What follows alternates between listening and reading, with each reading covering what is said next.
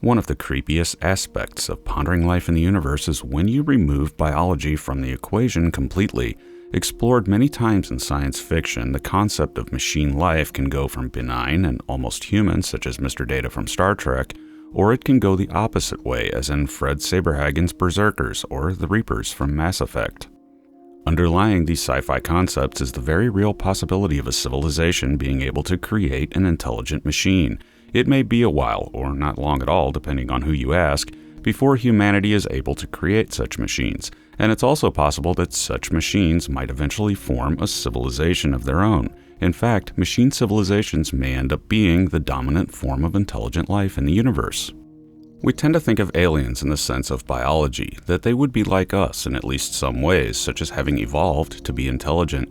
But we're in an unusual situation where we have only recently become an advanced technological civilization. We don't yet know what our future is going to be, but we are technologically advanced enough to predict certain things about it, such as that artificial intelligence on our level, or for that matter superintelligence, is at least hypothetically possible and may not lie too far in the future.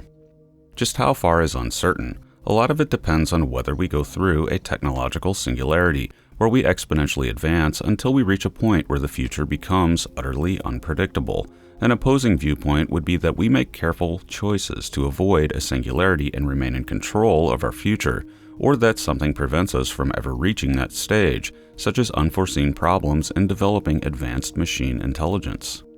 But going along with this is the nature of biology. As a civilization advances technologically, there comes a point where the weak link in the technological chain is the human brain, or the alien equivalent of it. When computers can outdo human brains, it may become advantageous for us to augment our brains to be more powerful, human superintelligence, and we've already started doing research into brain-to-computer interfaces. With enough development, we might find ourselves transition to entirely technological replacements for formerly biological brains, so long as consciousness can successfully transfer into a machine.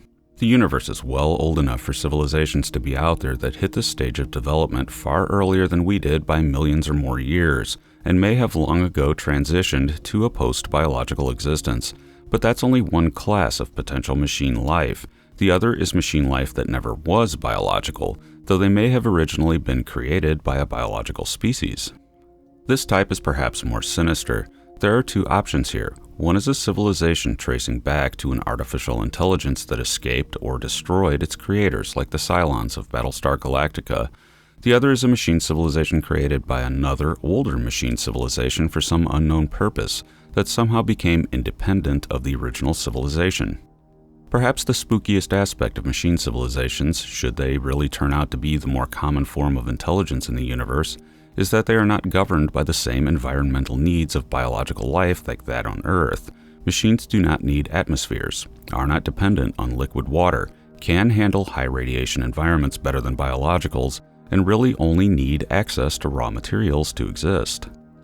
This would mean that most of the galaxy is habitable to a machine civilization, including places much closer to the center of the galaxy, or in a star cluster, where biological life would find it very difficult to exist, but do possess lots of raw materials.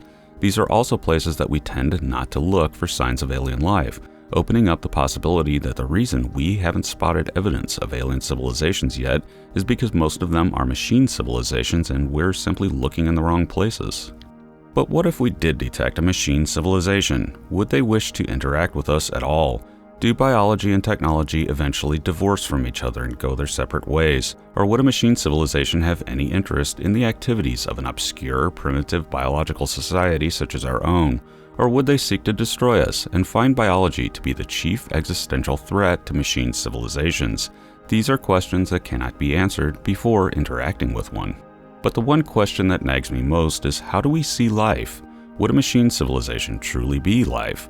Or would it be something else, intelligent but not truly conscious?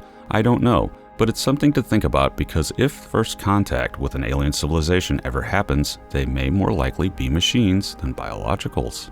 Thanks for listening. I am futurist and science fiction author John Michael Godier, currently observing that science fiction always seems to take alien contact really seriously.